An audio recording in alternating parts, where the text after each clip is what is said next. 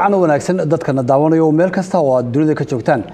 daawadayaal maanta waxaa stuudiyaha magaalada Minneapolis ee gobolka Minnesota dalka Mareykanka lagu soo booqday oo marti noogu ah Professor Axmed Ismaaciil Samatar oo isagu dhawaan ka soo noqday socdaal uu ku tagay gobolada Somaliland waraysigan wuxuu ku saabsan yahay waxyaalihii uu soo arkay iyo wixii uu la soo kulmay intii uu joogay Somaliland markuu ugu horeysa Axmed mar kale ayaan kugu soo dhaweynayaa stuudiyaha magaalada Minneapolis aad iyo aad baad mahadsantahay walaal أحمد بوقشاد واحد بوقشة تاريخية runtiina dad badan ay aad uga heleen sida fiican ee lagu soo dhaweeyay iyo wadanka oo muddo dheer ay ku gudameysay bal marka hore waraysigeena ka hor qadar yar aynu daawano sida markii airportka Hargeysa laga bilaabo ilaa Boorama markii aad tagtay sida ay dadku ku soo dhaweeyeen aynu wax yar milicsano dabeetana su'aalaheena aynu u gali doonaa halkaas waa airportka Hargeysa Soomaa halkaas waa airportkii Hargeysa weeyha markii aan Berbera ka nimid diyaarad kale naga soo qaaday Berbera ee Hargeysa nimid waa airportkii Hargeysa waa hagaag marka dad badan baa ku soo dhaweeyay dumar dhalinyaro odayaal baarlamaanka dadkii ku jiray wasiiradii baa ku jiray nooc walba waa hagaag Axmedow maxaa dareemaysaa markii ugu horeysay oo aad ka soo degtay airportka Hargeysa iyadoo muddo ka badan ama ku dhow 3 sanadood ba aanad arag dee waxa ku galaysa hawada markaan soo soconay ee diyaaradii Ethiopian Airlines soo socotay ku soo dhawaanay Berberayna soo fadhiisanay jiriica gooniya ayaa ku galaysa iyo si gooniyo qalbigaagu u dhaqaaqaya waayo maskaxdaada waxa soo galaysa dee maxaad fili iyo dadka aad ka hor iman doontaan laakiin tan oo kale aanu marna ma filanaynin waxaan maanta aanu Somaliland u qabtay oo weyn oo sida la igu soo dhaweeyo la abaal mariyana ma ahayo marka aad iyo aad ayaan u yaabay markii aan airportka Hargeysa ka soo degnay waxaan waliba aniga iyo dad kale aan aad ula sii yaabnay dadka tirada badan leh ee ku soo dhaweeyay magaalada Boorama marka ay soo yimaadeen ee aad la hadlaysay waxay ahaayeen tiro aad u fara badan waxaan jecelahay balyadana inaan mar kale dadweynaha aynu xasuusino markii Boorama lagu soo dhaweynayay sawirka hadda inoo muuqda halkaas oo Boorama Soomaa waa Boorama markii lagu soo socday weeyi laakiin magaalada bartankeyga dadka iskugu soo baxay tiradooda waxa lagu qiyaasay ilaa 100,000 oo qof 105,000 ayaa lagu qiyaasay dadkii iskugu soo baxay fagaaraha ugu weyn ee magaalada Boorama dhexdeeda laakiin Hargeysa airportka Hargeysa iyo hotelkii Mansour wuxuu qaataa baa la yiri waxaan ka badnayn caadi ahaan waxaan ka badnayn 25 daqiiqadood haday ugu badato waatay anaga waxaan nagu qaadatay in 2 saacadood ku dhow inaan wadadii baabuurtii iyo dhalinyaradii iyo dadkii Hargeysa u soo baxay waxaan ku soo beeganay waqti aad u wanaagsan oo dhalinyarada Boorama Axmed Soomaa markii aan dadkii tirada badnayd dadkii magaaladan soo galnay weeyi ma aragde waxa soo kale aan weliga yaalahay horumar waxa filaysan maahay sawiraan dad kale ku arko iyo oo la soo dhaweynayo ma ogiye aday kugu dhiciyo waxaan oo kale aad arki marnaba niyadeeda may soo galin laakiin wax Ilaahay lagu mahadiyo weey wana sharaf weyn bay yahay aniga waayahay runtii waxa weeyaan dad aad u fara badan socdaalkaaga bilow marka xagaad ka bilowday Hargeysa markaad ka tagaysay Gabil baad tagtay ma Hargeysa maalintii habeenkii seexanay hotelka maalintii dambe nasta baa la yiri waan nasanay waxoogaa dad hotelka yimid oo salaan iyo ambaano ahaan dad iskuulka aan ku wada jiri jirnay Amuud iyo Gabil aan ku wada jiri jirnay ha noqoto amba dadanu England wada joognay barigi BBC da ha noqoto amba dadkii idaacadda radio Muqdisho ka shaqeynayay amba wasiiradii ha noqoto way yimaadeen salaanta laakiin maalinta labaad waan iska ugu horeysay waan iska seexanay waan iska nasanay subaxii dambe ayaanu safarkii dhabta ahaa u bilaabay 26 cisho oo wadada lagu jirayo ayay noqonaysaa Gabil bay ka bilaabatay Gabil wixii ka dhacay wad aragteen oo fardihii baa la keenay oo dadkii beeraleyda reer Gabil oo meeshan ka yimid weeyaan ka dhashay oo aad ugu faano waxa la keenay cagafyadii beeraha qodayay baa soo baxay fardihii baa la keenay la soo qurxiyay dhalinyaradii magaalada ilaa 2 mayl in ka dhow ayaa banaanka looga soo haruurkii cilmi jaamac ma hesho haruurkii cilmi jaamac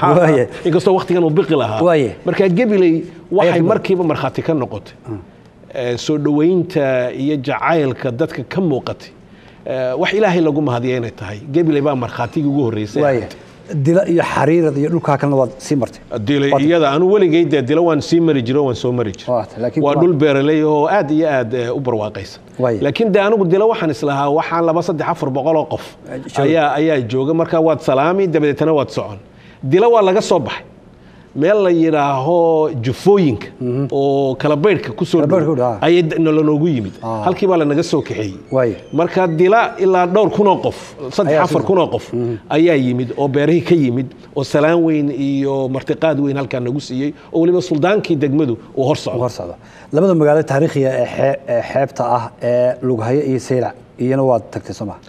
waan tegay dee Booramaan muddo joognay oo magaalo ballaaran ah oo jaamacado waaweyn laba jaamacadood waaweyn ay ku yaalaan aad iyo aad meel u qurux badan bay noqotay Boorama oo dakhlad weyn leh oo quwad weyn leh ayay noqotay magaalooyinka ugu waaweyn maanta Somaliland ayay talabaad tahay haddii xisaabta si wanaagsan loo galo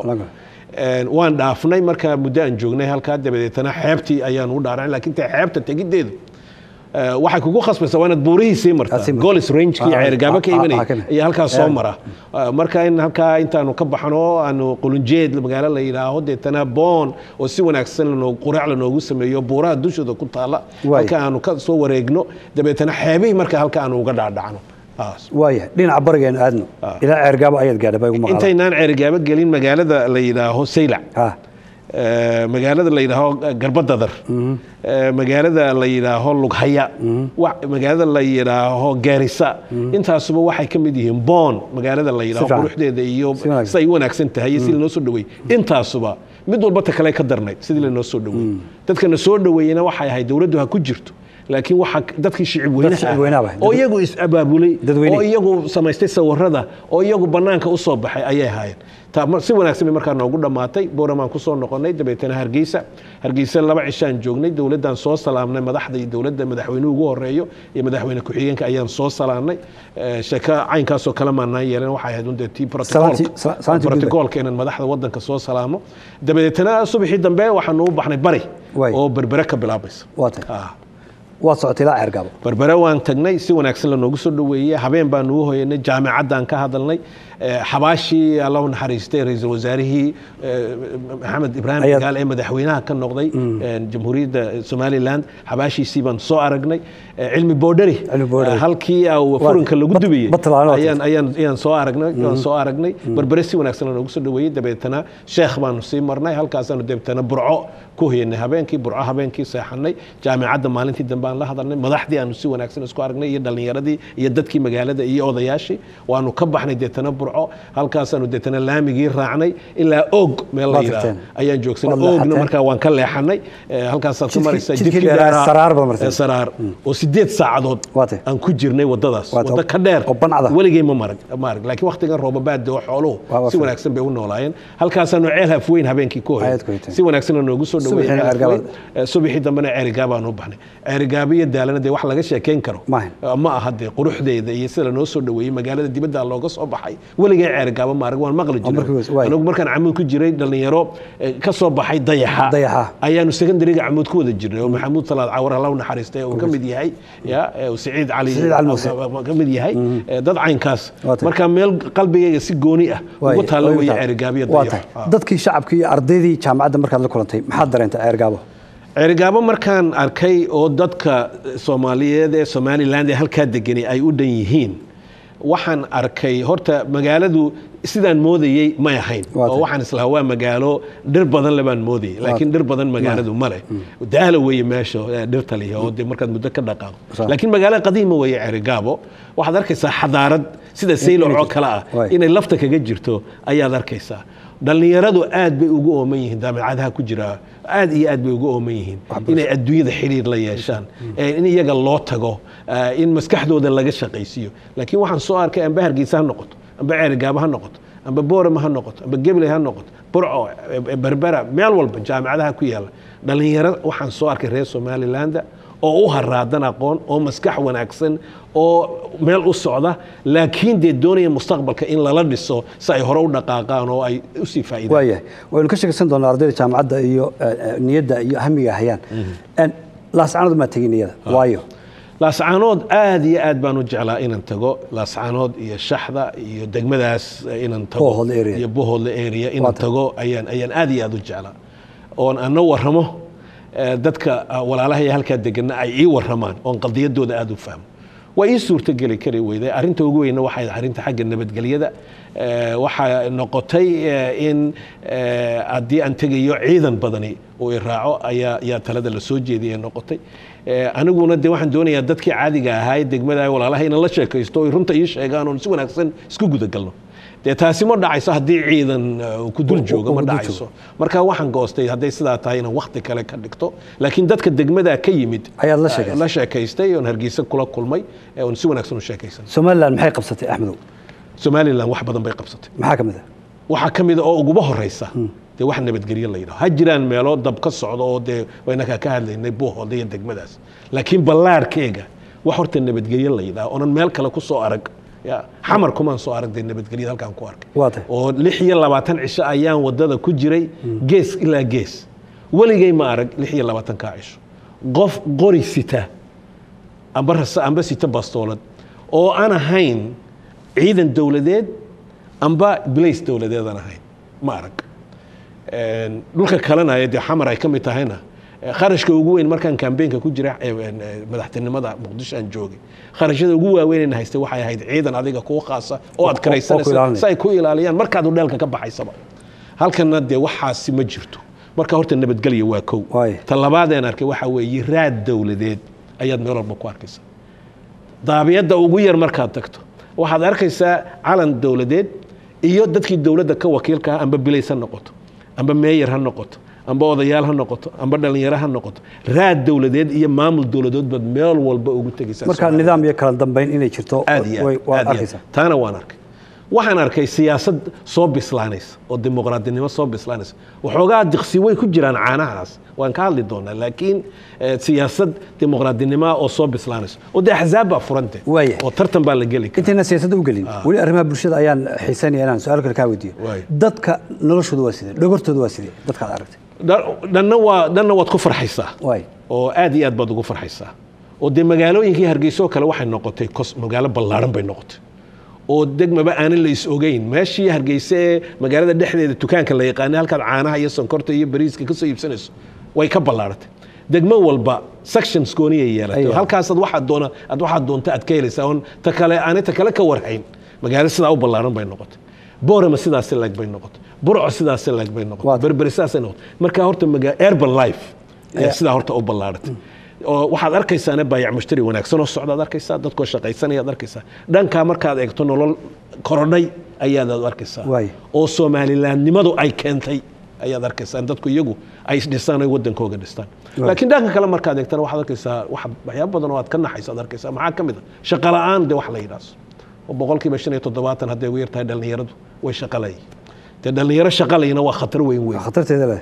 waxaad arkaysaa biyo la'aanta oo biyo nadiif ah cabidoodu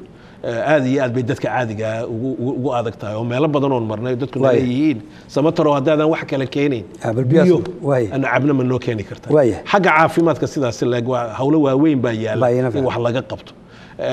arrimo badan oo xagga siyaasadda la fahanteeda wax badan baa u baahan in la safeeyo oo la hagaajiyo laakiin Somaliland waxay qabsatay wada hore socda ay qabsatay anu wax badan oo ku farxo ayaan soo arkay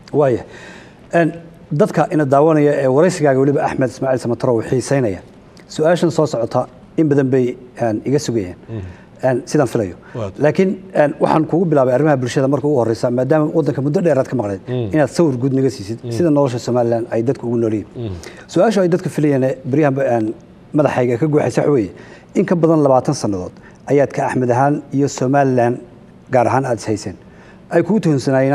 afkaarta Somaliland ka soo horjeedid adiguna aad iyaga qalad ku tirinaysay habka maamulka ama ha noqoto gooni istaaga Somaliland inaan xilligan haboonaynba weeraro badan ayaad waxaad soo marin jirteen dhinaca warbaahinta taasina waxay keentay xitaa in aan oran karno in nabadgelyadaadii aad uga cabsatid inaad deegaankii aad u dhalatay aad safar ku tagtid ugu dambeyntii alxamdulillaah rabbil caalamiin inaad tagtay oo adoo nabada aad ka soo nabad noqotay sawirkii hore aad haysatana mid ka duwan aad meesha ugu tagtay Axmedow maxaa mar qura ku bedelay oo adigoo Soomaali weyna oo Muqdisho ka degay oo ka soo noqday inkastoo aad dhaliishay haddana mar qura aad Hargeysa ka degtid mowqifka inta la eeg ama go'aanka inta la eeg maxaad ku qiyaas kartaa dadku u sheegi kartaa waa su'aal aad iyo aad u haboon weeye jawaabteeduna waa la soo ururin karaa waana la ballaarin karaa horta dee anigu dadka Soomaaliyeed meeshay doonaanba ha ku noolaadaan amba halkan ha deganaadaan Minneapolis iyo St. Paul Maraykana amba Ethiopia ha deganaadaan amba Djibouti ha deganaadaan amba Kenya ha deganaadaan amba Saudi Arabia iyo United Arab Emirates meel alla meeshii dad Soomaaliyeed ay ku nool yihiin waa dadkaygii oo Soomaalinimadu wax laga tagi karayo ma aha oo de haddaan taa ka tago maxaan haybadee maba garanayo waxaan hayti taasi waa halkii laakiin markay noqoto dawladnimo iyo hoggaan siyaasadeed anigu waxaan imika ka dhargay horena waanu sheegay tii hore ee Soomaali weyn ee Soomaaliya iyo Somaliland taasi inay aad iyo aad u burburtay u baabaaday waan isku dayay talaabadii ugu dambeysay inaan qaado the last step inaan qaado oo de madaxtinimaan u orday inaan isku dayo inaan soo celiyo aniga iyo intii nala socotay xiisihii ummad Soomaaliyeed oo jamhuuriyadda oo iyadu wada socota oo ka talaabsata burburkii iyo baabii 30 sanadood ee ina soo maray waa guusheedii waan weynay wax nala gartana waan weyno de waaban tijaabino doorashaanu galnay soo damaad gal marka haddaad intaa wax ku qaadan weydo 20 sanadood in ka badan haddaad wax ku qaadan weydo oo birtaa garaacaysa oo aad guul ka gaari kari weyday cid kula dhageysanaysa amba kula wadana aad aqli weyday dadkii aad ka timidna baahidooda iyo aragooga aad u baahan tahay ya de waxaan soo gaaray meel aan is idhi waxay yimid waqtigii aad soo hubsan lahayd Somaliland inay dhab tahay in kale waan tagay waan soo hubsaday Somaliland waa dhab taa maaha marka inay hayaan maxaan ku rahay resolutionkii iyo sidii loo hagaajin lahaa wax walba dhibaatooyin badan baa yaal hawlo badan baa yaal laakiin Somaliland nimadu waa dhab horena way u jiri jirtay oo de wadan buu la yaqaanay 60kii wixii ka horeeyay iyo 60kiiba imikana way soo noqotay marka sida loo hagaajinayo ee loo dhisayo ee loo sii qurxinayo ee vision cusub loo keenayo wayna hortaala hadii aanu nahay dadkii reer Somaliland laakiin aniga waxa i bedelay waxa weeye guul darro aan ku arkay koonfur Soomaaliya aan ku arkay oo dadka Somaliland ka yimid ilaa caawada aan wada hadlayno aad moodo sidii horena dad badan ay ugu sheegeen in laynoo haysto inaynu nahay dad waxoogaa laga yaabo inay farsamo leeyihiin bureaucracy-ga iyo function-ka ay yihiin oo sidii hindidii laga soo karaysan jiray India oo kala ah laakiin dawladnimada sare ee Soomaaliya Union-ka Somaliland inay dadkaygu si buuxda uga qayb galaan ilaa maanta ma hayno wasad bursin waxa meesha ka jira badle ma ilaa maanta ma hayno de marka la naguma bar la xawsan karo calanka boqol in goorba sida la noo hor wado laakiin xisaabtii dhabtaad markay timaadana in dibadda ka jooga la yiraahdo ma soconayso dadka Somalilandna taasay garteen maanta maxaa ku xisaabay Axmedo Somaliland miyaa tahay mise Soomaaliyeed maxaa oranta mowqifkaaga dhabta muxuu noqonay aniga maanta mowqifkayga dhabtii waxa weeye dadka Somaliland ee anigu aan ka imid eenu dooda ku wada jirnay 20 sanadood iyaga doodii maanta gartii helay iyaga helay gartii marka inaan ku raaco wixii hagaaga ee ay samaystaan inaan ku raaco oo la shaqeeyo ayaan gartay laakiin wixii qaladaad ee iyaga ku jireen inaan la hagaajiyo oo tuso sida loo hagaajinayo de waajib bay igu tahay laakiin doodii iyaga ayaa ku adkaaday waan soo arkay marka sidii aan wax ula qaban lahaa ee ula shaqeyn lahaa ayaan ka shaqeynaya laakiin taasi macnaheedu ma aha Soomaalinimada iyo Islaamnimada dhabta ahayd in laga tagayo xagee la tagay hadii labada laga si wanaagsan baan ku fahmay Axmed Shale marka tagtay Muqdisho wax moodaa in lagu soo garbiyay aan aqoontaadii iyo cilmigaagii iyo shakhsiyadaadii wixii aad ku shaqo tagaysay isla wadanka ugu shaqeeyo wadaniyadaadii waxaad ka cabatay in ay jirtay in lagu garbinayay deegaanka baynaanad u dhalan ee meesha aad u dhalatay ahayd Somaliland tiin aad garowstood ka timi garbinta lagu garbinayo bari ka maalin Somaliland lafteedu iminka aad tagtay miyay ka marnaan kartaa garbintaas miyaanad ka baqayn hadana Somaliland laftiisu in lagu sii garbiyo iyadana lagu yiraahdo hadana halkan waa laga sad bursanaya oo kale hadii aad ka hadlayso de qabiilka waxa la yiraahdo hadii qabiilka waxa la yiraahdo aad ka hadlayso meel walba cudurkaasi wuu ku jiraa أنا waxaan se qabaa Somaliland inay ka qalbi ballaaran tahay tii aan ku soo arkay koonfur aan ku soo arkay ayaan lagu qabaa experience-kayga waxa aniga oo igu koobanna ma ahayn wixii aan kula soo kulmay koonfur Muqdisho aan kula soo kulmay waxa aniga oo igu kooban ma maanta dawladda dhisan de madaxdeeda kama duwanaad 52 sanadood ee aynu dawladnimada Soomaaliya ay ahayd kama duwana waa xisaabtii hore ba halkan taalo maanta dadka la magacaabaya amba safaarada la geenaya amba dawladda la dhisayo haddaad eegtana dadka waqooyiga inta yar ay ku leeyihiin way sii yaraanaysaa soo adamaad gal anu markaa waxaan qabaa Somaliland ee qabiilku kama maqna soo adeegmayso waa cudur ilaahay Soomaali uu ku riday laakiin waxaan qabaa Somaliland inay ka caafimaad badan tahay koonfurta ka caafimaad badan tahay Soomaad garan ta kale de anigu dooda aan keeni karo waxa weeye inaan anigu Hargeysa de waxaan ku dhashay meel u jirto 30 mayl soo adeegmayso qofka Hargeysa doonaya inuu igu yiraahdo Hargeysa ma lihid ya doodaydu way ka xooganaanaysaa qofka igu yiraahdo Muqdisho ma lihid soo adeegmayso oo de 30 mayl ayaan u jiraa marka xididka igu xidhaya Somaliland iyo jiridda igu xidhayso Somaliland ayaa ka weyn ta Muqdisho laakiin deenta Muqdisho waa la nala garan waay anagu in la garto ayaan u tagnay waa la nala garan waay hadii lagu la garan waayo waana daa wixii Ilaahay ku baday aad yeesho waa tahay markaan ka hadlayno kulanadii aad la gashay dadweynaha ardayda jaamacadda noqoto boqolkii kun ee markay dhawadaan sawirkooda daawanayna boorama aad ku hadlayso oo kaliya Axmed oo hadalkaaga mar walba waxaad ka hadlaysay oo aad ugu sii adkeenaysay cadaaladda dadka reer Somaliland degan ee ku nool way ogyihiin cadaaladda iyo xaqiiqada dhabta ee ka jirta Somaliland ma laga yaabaa inay dadku is oran karaan Axmed Ismaaciil Samatar oo idinka yimid Mareykanka muddo dheer idinka maqnaa oo sida loogu xoomay ama loo soo dhaweeyay maanta waxa laga filayay in hawl ka weyn inaad la timaadid oo mowqif adag aad la timaadid iyo masiir cusub oo dhinaca siyaasadda ah laakiin Axmed weli cadaaladii ayuu ka hadlayaa oo ay yiraahdaan weli Axmed si fiican uma meermin ama hadalka aad ka sugeyseen weli muu keenin taasoo kale ma la oran karayaa anigu waa la oran karaa oo de kulay hadalku waa margi way Soomaalidu tidahdaa oo si badan baa loo macnaysan karaa laakiin in badan baan anigu isku dayay jaamacadaha anigu 10 lecture oo kala gooni ah ayaan jaamacadaha Somaliland ku yaala ka jeediyay dadka kale aan la hadlay hadalkooga inta yareen saxano 6 saacadood ma ogeynta kale hadal iyo shaqo ayay hayd intaana waxaan ku doodayay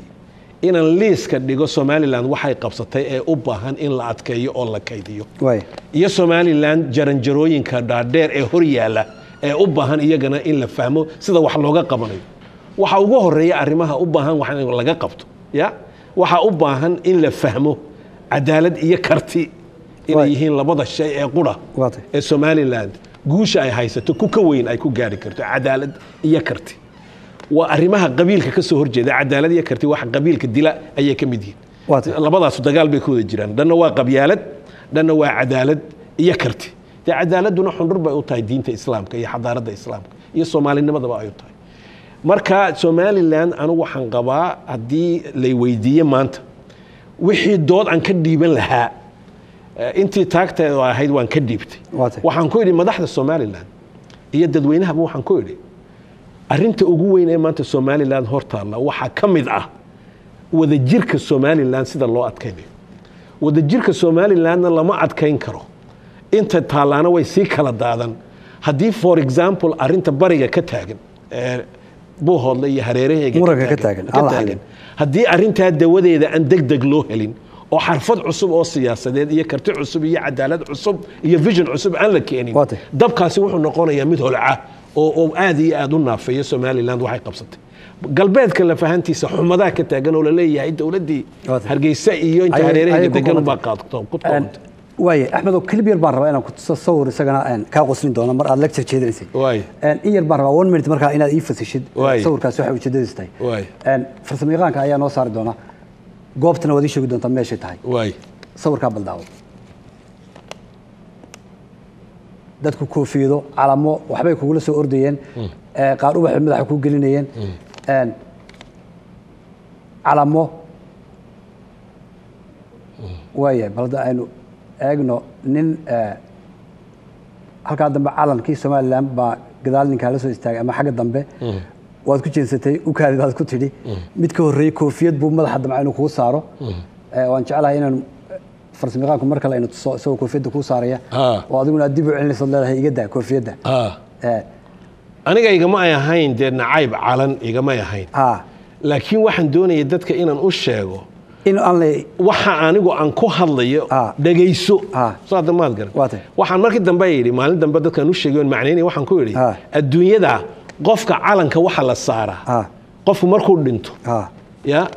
النحش كأودوليا الله أي على الصارة علنك قف نول علن لما دول صاروا مركا عدتك ما فهم سنة أرمها عين كاس مركا وجددي وحي هيدنا كويدا هو هدي الدون الثاني إن فهمت وحلا جايب أنا جو علن كأنت دوش اللي يقصره إن قصله وحن كوهذا يعني قيمة العين لكن واحد كوهذا سياسة دول رقم يسوع إلا فهمه أي أنا نودوني يدك أرين كلا قضياش دقن كعاد كلا كلنتي دجانا ذا لين عقلبات كولبه حاجة قلبات كثيف عملوا سي كلا قانا شخصيا أنا أن أي ربنا حكاوي ديو مجال لو هي اللي هذا شرتي شركة كسابسن أن إلا دوني إن دكت لقى سمية والجوسة كذي أحمد هان إن دكت ما أنك كويس سيد الله سمع الله تذكر قارنا وحيلها هان وحكاها بون إن وضل الله سمية وأنت كلا لو هي دقمين كي مجالوك كلا أن اسكو حدا أن أرنت أيضا موقف كاي محدث وشكت محد كلا تلس دتك قلبيت كدقن بوري حنرتو ذايت دولكو بنلاريه أدبو بنلاريه horta dee sida lanoo qaabiliyo soo dhaweyntu aniga si gooni ah ayay ii taabatay waxaan iloobi karana ma aha laakiin doodaasi way jirtaa ma furdada ma wadooyinka Somaliland waxyaabaha ilaa maanta wiiqay ee ka hor taagan inay sii baraadho waxa kamid ah wadooyinka oo aad u xun aad iyo aad u xun oo dee markaad ka baxdo maxaan goray oog aad ka baxdo eed ceergaaba ku socoto ayaad garanaysaa shayga ugu horeeya reer ceergaaba ay ku sheegayaan waxa weeye war wadada hala naga hagaajiyo meel walba gartaa wadooyinku way taala laakiin haddana dadkii waxay ku leeyihiin galbeedku furdada oo meel yar oo kalluunka si wanaagsan looga soo dejiyo oo laga fishing port wanaagsan in la sameeyo ayaanu u baahannahay taa haddii la sameeyo markaa deetana wadooyinkiina lagu xigsiyo markaa hawshaa furdada shaqadeedii waan bilownay bal sidii looga shaqayn lahaa xoolahayga loo ururin lahaa adduunyada loo gaarsiin lahaa in laga dhabeeyo dadka reer Booramo oo gaar ahaan aad u hanweena inaad murun wadanka timaadid oo soo cagadhigtid waxa igu maqaala aniga shakhsi ahaan in Axmedow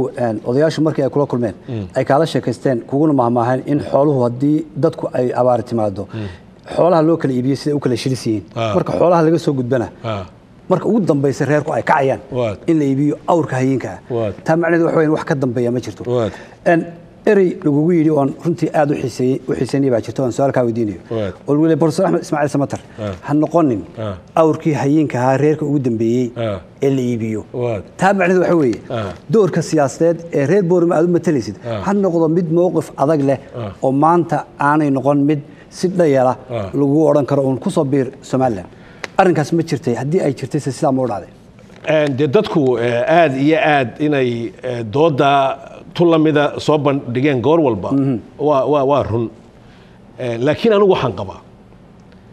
horta dee maamuustooda iyo sharafkooga aniga ay siiyeen dee mid la gudi karo ma aha inta ay hadhay noloshada inaan dadaal un keeno intii taagtayda ah oo sharafkooga kordhiso waa igu waajib laakiin anu mid baan ogahay aniga Somaliland amba ceergaaba ha noqoto amba sayla ha noqotee uma haysto qof iga xigaa inuu jiro soo aad garmis xaqa ay igu leedahay Boorama وحق قبيلة يقول هذا قبيلة حق يقول هذا وحق بربرة يقول هذا بربري حق يقول هذا سلحلي بقى يقول سلحلي حق يقول هذا أنا واحد يقول الله سبحانه يعير جابه يبرعه صار ده ما تقدر قف هو أين تصير سكوب الله رسا أنا مال قرى أي دنت تيجي أقول مال قرى أنا فريس صار ده قرميس مركا هدي أنا أقول أن وحلدون أحي سومالي لأن إنه يصير حاجته أو يصير برادو أو سياسة ده يصير معاناته أو قروح ده أي يصير ونكسناته oo Soomaalida kale ay ka u noqoto model la raaco ya de ma noqonaysid markaa qof hankaagu inuu meel hoose ku dhigo ma noqonayso waana isku wada qaadaa Somaliland oo dhan waana isku wada qaadaa ayay noqonaysaa marka waxaan filayaa de dadka tolkayga ah ee aan ka imidna inay taa ila fahamsan yihiin ayaan filayaa si wanaagsan baan u fahmay Somaliland iyo Soomaaliya markay wada hadlayaan Axmedow mar aan hadalladaada dib u dhageystay waxaan arkay ama aan maqlay iyadoo aad leedahay Somaliland in u dibacda maaha ama ba ha u dibcina Soomaaliyeed marka soo fariisansan marka ma waxaad leedahay mowqifyo adag la kaalaya oo aad ku gorgortantaan miya sida miyaad u jeedaa macnaheedu waxaan u jeedaa horta fiiri Somaliland waxaan idhi wax badan oo wanaagsan bay qabsatay oo aan dib looga noqon karin ayay qabsatay oo isku filnaanshaha iyo adigu inaad wadankaaga dhisato ayaa kamid ah taladiisa aad goosato ayaa kamid ah soo adamaadka haddii Soomaalidii weynayda kale koonfur Soomaaliya ay banaanka soo dhigayaan Somaliland waxa haysato wax u garta wax ka weyna ay banaanka soo dhigayaan oo la wada yeelan karo de 250 sanadood baan sugnay ilaa maanta ma hayno soo hadda maad garan laakiin dee albaabkaasi wuu furan yahay ayaa aniga ila tahay laakiin dee dadka Somaliland inay albaabkaasi hor fadhiistaan ay sugaanuun anigu marna kula talin maayo waana soo arkay waa dhab shaqadoodu waa dhab hamadoodu halkay u socdaan waa dhab marka waxaan ku leeyahay iyaga waxa weeye wada hadalka la isku imanayo inaad meel dhigataan ya conditionska kuwa ugu dambeeya ee aan la dhaafi karin haddii la isku soo noqonayo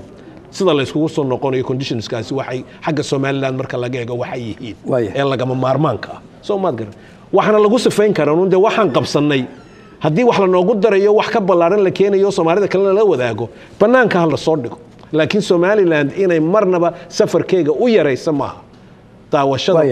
ka dhacaysa magaalada Muqdisho iyo koonfur Soomaaliya Axmed waqtiga oo gabaabsi awgeed su'aasha ugu dambaysa ku diin waxa weeye maxaad fariina oo aan ka gudbiyaa amaba aad waraysigaagan ku gudbin kartaa talo aad u soo jeedinaysid shacabka reer Somaliland iyo mas'uuliyiinta reer Somaliland مسؤولية رئيس سوماليلاند يا شعب كيغا فريم بان كو فري دادكي كلا سوماليادنا فريم بان كو فري دادكي سومالياد وقوي دغنا سوماليلاند شعبك iyo mas'uuliyiintooda waxaan ku leeyahay waxa aad qabsateen wax lagu farxo weey waana soo arkay indhahaygan ku soo arkay way fara badan tahay waxa uu ilaaliya dawladnimada dadnimada maxaan ku ilaahay horo socodka waxaas nidaamka ismaqalka waxaasoo dhan ilaaliya laakiin waxaan leeyahay dadka iyo dawladda waliba khaasatan aan ku leeyahay dawladda oo ma aan ku leeyahay elite-ka Somaliland war waxa loo baahan yahay rag iyo dumar hadaa tihiin waxa loo baahan yahay halka aynu joogno meel ka sare in warafka laga tuuro ayaa loo baahan yahay oo laga gano ayaa loo baahan yahay maxaan socodka karti iyo cadaalad iyo vision ya Somaliland halkan si dhaafiya ayaa loo baahan yahay taa baana ummadda kale Soomaaliyeed u noqon karta kayd ummadda kale ay soo kulaasho walaalahaygii Soomaalidii ballaadhneed koonfureedna waxaan ku leeyahay de Soomaalinimadii iyo Islaamnimadu waa Ilaahay wuxuu inaga dhigay oo cid firi karta ma jirto meel laga tagi karaana ma jirto laakiin waxa la idinka filayaa idinkuna de inaad la timaadaan ra'yi iyo talo haddaad calankii weynaa wali haysataan dee calanka weyn maamuustiisa iyo sharafkiisa waxaa ku gudboon inaad la timaadaan wax la wada leeyahay oo fikrad cusub ah oo iyaduna cadaalad iyo karti keenaysa dee hal laga arko haddii laga arko markaa waxaa la fili karaa in sheeko cusub ay bilaabi karto haddii kale safarkaa hayaanka Somaliland ilaahay sidaa ku gargaaro sidaa ku socoto inta iyada Somaliland ka timidna waa waajib waxay nagu tahay in wax la qabano aad iyo aad ayadu mahadsantahay Professor Axmed Ismaaciil Samatar daawadayaal intaasi ayaan ku soo koobinaa waraysiga xiisaha badnaa ee aanu la yeelanay Professor Axmed Ismaaciil Samatar oo isagu dhawaan sodcaal dheer ku soo maray kuna soo gaala bixiyay gobolada Somaliland tan iyo kulankeena dambe daawadayaal waa Cali Cabdi Xaraare oo dhamaantii baydin leh sida ayo nabad geliyo ma tan cali aad ma